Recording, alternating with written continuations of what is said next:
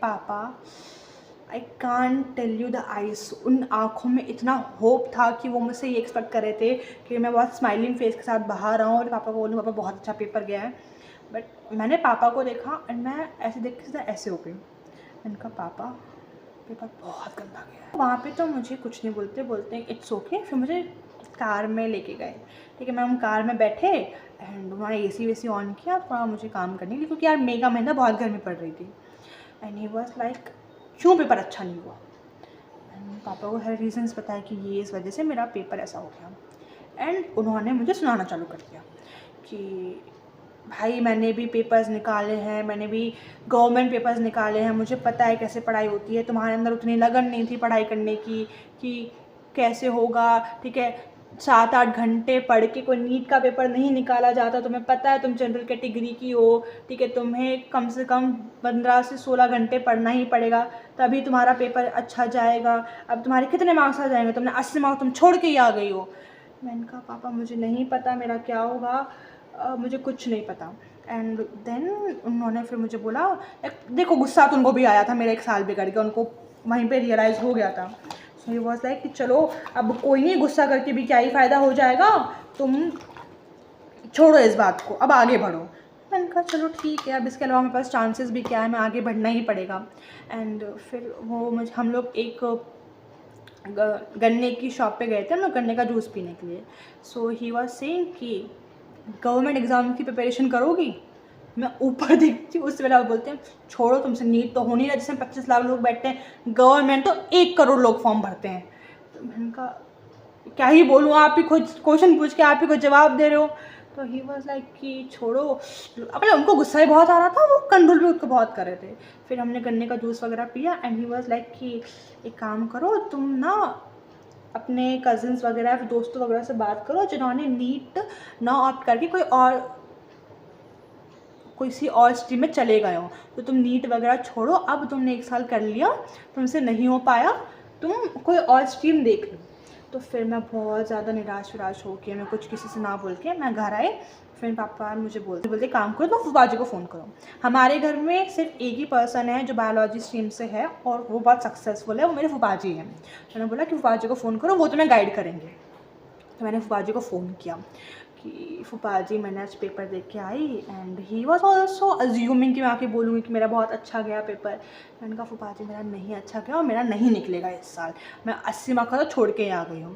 तो ही was like कि it's okay, कोई बात नहीं, होता है, ठीक है। पहली बार में हर कोई नीट नहीं निकाल पाता और नीट टफ है भाई, ठीक है।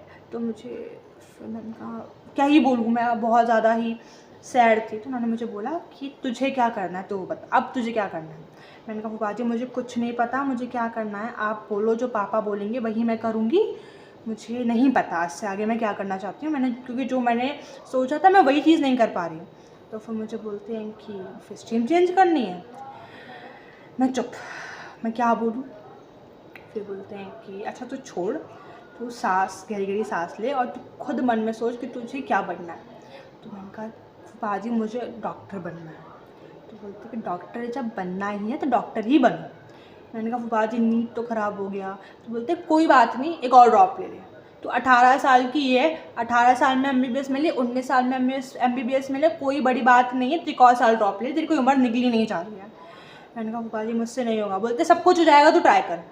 मैंने कहा ठीक है। मैंने कहा पापा को कौन बनाएगा। बोलते तेरे पापा समझ जाएंगे भाई, उसने भी गवर्नमेंट एग्जाम्स निकाले, उसको भी पता है कि पढ़ाई वढ़ाई कैसे होती है, फिर टफ होता है, कोई बात नहीं, बच्चा पहली बार नहीं निकाल पाया तो दूसरी बार निकाल लेगा, और तेरे में वो कैलिबर है, तू निकाल लेगी। मैंने कहा ठीक है। फिर उन्होंने मुझे मोटिवेट किया एंड मैं पापा वाज लाइक तू एक और ड्रॉप नहीं लेगी, 1 साल मैंने तेरे को टाइम दिया, तू नहीं निकाल पाई, छोड़ो इस चीज़ को, नीट ही सब कुछ नहीं है भाई, डॉक्टर बनने के लिए बहुत लोग सोचते हैं, हर कोई डॉक्टर नहीं बन पाता, आगे बढ़ो, कोई और स्ट्रीम ले लो।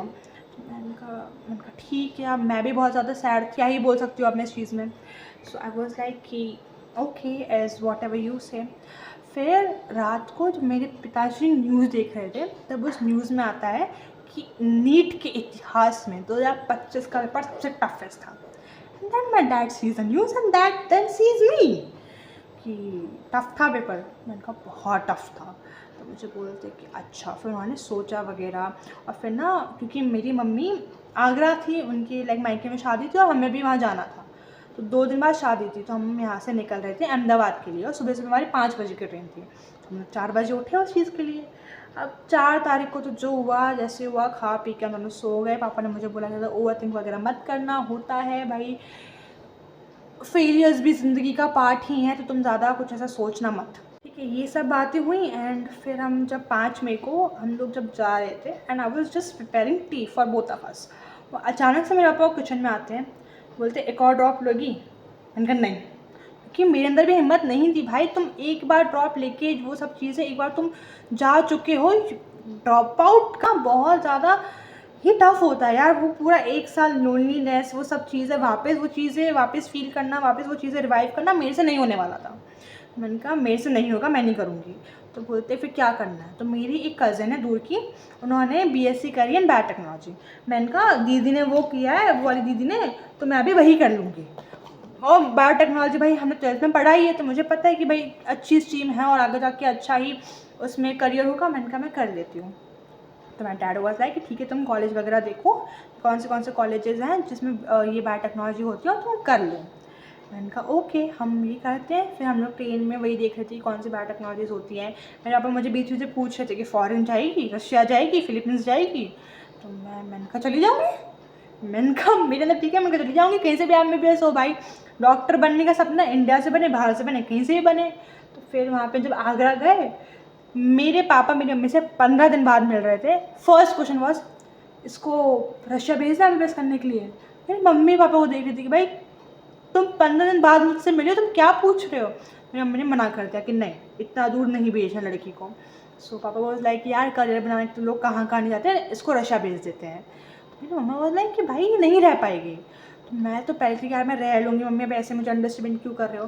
फिर जब बाद में जब बैठ के बातें वगैरह हुई तो मुझे भी समझ में आया कि भाई मैं अपने घर से इतना दूर तो नहीं रह पाऊँगी कि मैं 1-1 1.5 साल बाद घर आऊँ, क्योंकि मैं अपने मम्मा पापा के बहुत क्लोज हूँ। मुझे अगर मेरी ज़िंदगी में मुझे जुकाम भी हो जाता है, मुझे मेरी मम्मी चाहिए होती है।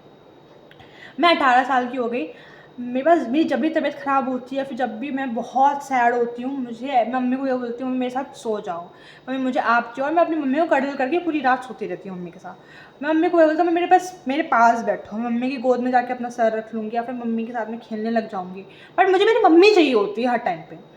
तो फिर मुझे मम्मा बोल रहा है कि भाई तू नहीं रह पाएगी मेरे बिना, तू यहीं रह, तू इंडिया से कुछ कर ले, ऐसा कुछ नहीं है। बट उस टाइम पहले तो मुझे बहुत कुछ था, पापा भी बहुत मोटिवेटेड थे कि इसको भेज देते हैं, ठीक है। सो मम्मा वाज लाइक कि ऐसी बात है, कुछ नहीं करना, अगर इतना दूर जाना है या तो इंडिया में रह के करो ना कुछ मत करो, हम भी किसी की कमाई में पल रहे हैं, तुम्हें भी अच्छे घर में भेज देंगे, तो अपने पति की कमाई पे जीना। मैंने कहा पति की कमाई पे तो मैं नहीं जूँगी भाई, मुझे सेल्फ इंडिपेंडेंट वुमन बनना है। तो मम्मा बोलते कि सेल्फ इंडिपेंडेंट वुमन क्या होता है? तो मेरी दादी थी वो बोलती थी ये वर्ड बहुत ज़्यादा, और मुझे बचपन से वही बोलती थी बेटा बड़े होके कुछ करना मत करना, सेल्फ इंडिपेंडेंट वुमन बनना। तो मैंने कहा ठीक है बनेंगे, वो चीज़ माइंड में थी। मैंने कहा मम्मी यार ऐसा तो कुछ नहीं कि डॉक्टर नहीं करूँगी तो कुछ भी नहीं करूँगी, भाई अर्निंग के लिए तो कुछ ना कुछ करना पड़ेगा ना मुझे। तो शी वॉज लाइक कि करो फिर, बट यार इंडिया में लेके करो, रशिया नहीं जाना है तुम्हें। I was like okay. फिर हम घर में सोच रही थी क्या करना है क्या नहीं करना। मेरा CUET का पेपर आ रहा था, तो घर में सब अलग अलग पापा बोलते थे कि रोज़ अलग अलग काम करो, रोज़ अलग अलग स्ट्रीम देखो कि कौन सी है, फिर तुम देखो कि तुम्हारी नर्सिंग कर लो, फिर किसी चीज़ में BSc कर लो, या फिर नॉर्मली कोई चीज़ में तुम्हें जिसमें इंटरेस्ट है वो कर लो, अगर तुम्हें स्ट्रीम चेंज करनी तुम स्ट्रीम चेंज कर लो, बट एटलीस्ट कुछ करो, अपना करियर चालू करो इस साल। ओके हम करते हैं, देखते हैं भाई क्या होता है क्या नहीं होता है। एंड देन फिर ना मैं रात को सो नहीं पाती थी। मेरा ये होता था कि भाई मैं करियर चेंज कर रही हूँ, मैं डॉक्टर नहीं बन रही, मुझे डॉक्टर बनना था। फिर मैं जो जैसे रक्षिता सिंह है, फिर जितने भी डॉक्टर्स हैं जो यूट्यूब पे वीडियोस बनाते हैं, मैं उनको देखती थी। फिर मुझे लगता था यार मुझे क्या बनना था और मैं किस लूप में फंस गई हूँ कि मैं स्ट्रीम चेंज कर रही हूँ। मैंने एक दिन पापा को जाके बोला कि पापा मुझसे नहीं हो रहा स्ट्रीम चेंज, मुझे डॉक्टर ही बनना है। माई डैड वॉज लाइक ठीक है फिर चली जा रशिया। मम्मा बीच में पड़ गई कि नहीं रशिया तो नहीं जाएगी लड़की, ये लड़की कुछ भी करेगी यहाँ रह के करेगी, देश के बाहर नहीं जाएगी। तो फिर मेरे पापा वॉज लाइक कि अगर देश के अंदर रखना है तो फिर बेटी ने नीट भी नहीं निकाला, ऐसी बात होती है ना, तो फिर तुम नीट निकाल लो। तो तुम्हें ऐसा है तो तुम नीट का एक और बार ट्राई दे लो। ऐसा तो कुछ नहीं है कि भाई तुम्हारी एज वगैरह निकल गई है या फिर तुम बहुत बड़ी हो गई हो, लोग 2-2 3-3 साल निकालते हैं, तुम भी निकाल लो। बट दिव्यांशी ये साल लास्ट ईयर होना चाहिए और मैं अगली साल सेम चीज़ नहीं सुनूंगा कि अब मेरा नहीं हो पाया। इस बार इतना कर लो करो कि तुम 1 मिनट में एक क्वेश्चन निकाल सको, चाहे वो जेई एडवांस, चाहे वो जेई एडवांस हो, जो वो यूपीएससी का क्वेश्चन आ जाए तो उसका भी क्वेश्चन 1 मिनट में निकाल लो। 1 साल है, 1 साल में इंसान कुछ भी कर सकता है, तुम 1 साल में इतना खुद को प्रिपेयर कर लो अपने एग्जामिनेशन के लिए। मैंने कहा ठीक है फिर करते हैं, और फिर मैं उस दिन से पढ़ाई में लग गई। तो ऐसे मेरे पेरेंट्स ड्रॉप के लिए भी मान गए, मेरा नीट का भी ऐसा बहुत गंदा सा एक्सपीरियंस है, तो मेरी ज़िंदगी का ट्रॉमा बन गया है। तो ये सब चीज़ें करके मैं अब अपनी नीट की प्रिपरेशन वापस मैंने स्टार्ट कर दी है। और स्टार्ट तो क्या, वही अब जो मतलब अब क्या हो गया है कि पहले मैं तैयारी करती थी, अब मैं तैयारी की भी मैं तैयारी करती हूँ। अब मुझे ऐसा लगता है कि चलो ठीक है। अब पता है क्या होता है कि मैं सोचती हूँ कि यार जैसे पहला चैप्टर था स्ट्रक्चर ऑर्गेनाइजेशन एनिमल, जो हमने जोलॉजी में चालू किया था। भाई मेरा ये था कि मैं पहले पढ़ चुकी हूँ, बस नोट्स रखे हैं, मेरे पास रिवीजन के नोट्स रखे हैं, मैंने क्वेश्चंस लगाए हैं, मैं सारी वो पूरे बुक्स रखी हैं। तो मैं वही बुक्स को जब देखती हूँ तो वो मेमोरीज हिट करती हैं कि वो रोना, वो फ्रस्ट्रेशन के साथ पढ़ना, वो बर्न आउट सब कुछ, और फिर लास्ट में कोई हमें कुछ रिजल्ट ही नहीं मिला। बट जैसे तैसे मोटिवेशन कर लेके कुछ ना कुछ करके हम वापस अपना करियर स्टार्ट करने की उम्मीद में वापस आए हैं, और खुद को इतना प्रिपेयर कर रहे हैं। जैसे मेरे पापा ने बोला कि जी एडवांस का क्वेश्चन आए, कैसे भी क्वेश्चन आए, तुम इतना मेहनत करो कि तुम कर लो। और इस बार तो मेरा ये कि अगर मैंने नीट को 2 साल लगा दिए तो इस बार एक गवर्नमेंट सीट तो छोड़ो, मैं ऐसा ऑल इंडिया रैंक लेके आऊँगी। मेरा खुद से प्रॉमिस है कि मैं इतना पढ़ूंगी, इतना इतना अच्छा लेके आऊँगी कि मैं ऑल इंडिया रैंक निकाल सकूँ। और जैसे मेरे पापा एक बहुत सक्सेसफुल इंसान है, तो मैं अपने सक्सेसफुल पापा की एक सक्सेसफुल बेटी बन सकूं। Cause my dad has never raised me like a girl. उन्होंने मुझे बेटे जैसी आज़ादी, बेटे जैसी हर चीज़, मतलब हर चीज़ मुझे, मेरे पापा ने कभी नहीं रोका। अभी भी लोग मुझे बोलते हैं कि लड़की बड़ी हो गई है भाई, 25 साल पे शादी करोगे तो अभी से लड़का देखना चालू कर दो। भाई मैं यूपी की हूँ, वहाँ ये सब चीज़ें बातें होती हैं। मेरे पापा मना कर देते हैं कि पहले मेरी लड़की अपना करियर बनाएगी तभी वो यहाँ से जाएगी, करियर बनाने से पहले वो यहाँ से नहीं निकलने वाली। और मेरी बेटी पहले, उसको अगर डॉक्टर बनना है वो डॉक्टर बनेगी, उसको कुछ भी बनना है वो कुछ भी बनेगी, बट पहले वो अपना करियर बनाएगी। जब तक उसके बैंक अकाउंट में पैसे नहीं आएंगे तब तक वो यहाँ से खुद नहीं जाएगी। एंड मेरे पापा मुझे बोलते रहते हैं कि भाई तुम करो, ये सब चीज़ करो। और जब से मैंने ड्रॉप लिया है, मेरे पापा मुझे मोटिवेशन देने के लिए अपनी कहानी सुनाते हैं कि मैंने गवर्नमेंट एग्जाम्स कैसे निकाले, मैंने कितनी प्रिपरेशंस करी, मैंने कैसी, मेरी क्या स्ट्रैटेजीज थी, क्या नहीं थी, सब लोग मेरे पापा मुझे बताते हैं। वो मुझे लाइक रोज़ ना व्हाट्सएप पे मैसेजेस भी, स्क्रीनशॉट्स भेजते हैं, जो जितने सक्सेसफुल पर्सन्स हो गए उनकी टिप्स जो वो बोलते हैं, वो मुझे पिताश्री मेरे भेजते रहते हैं कि देखो इसने ऐसी मेहनत करी, इसने ये किया तभी जाके वहाँ पे गया है, तुम भी ये चीज़ ट्राई करो, तुम भी ये करो, तुम भी ऐसे कर लो, तुम्हारा भी निकल जाएगा, तुम्हारा भी सब चीज़ें हो जाएंगी। तो मुझे मोटिवेशंस देते हैं। मेरे पापा रोज़ सुबह 6 बजे मुझे अपने आप उठाते हैं, मेरे लिए चाय बनाते हैं कि तुम बैठ के पढ़ो। So behind my struggles, behind my preparation, he is preparing a lot for मी।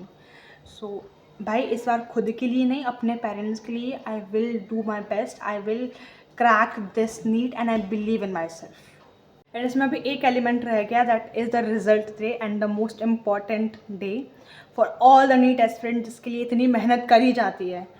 तो रिज़ल्ट आया था ऑन 14 जून और मेरा 13 जून को एक्सीडेंट हो गया था। लाइक यू कैन ऑल सी यहाँ पे जितना बड़ा ये है, ये उसी एक्सीडेंट का है। मैं जा रही थी, सामने से टेम्पो आया, मैंने ब्रेक मारी, नीचे सड़क पे डमरी पड़ी हुई थी और मेरी एक्टिवा स्किड हो गया, मेरे यहाँ पे काफ़ी ज़्यादा लग गई। मेरा और जो सर है ना वो एकदम ज़मीन में ऐसे लगा था, तो इसकी वजह से मेरे यहाँ पे जर्क आ गया था। So I wasn't able to move my neck properly also. दूसरे दिन तो, अब पहले दिन जैसे एक्सीडेंट होता है ना, उस दिन कुछ नहीं पता चलता। मैंने टिटनेस का इंजेक्शन लगाया, मुझे उसका भी दर्द नहीं हुआ।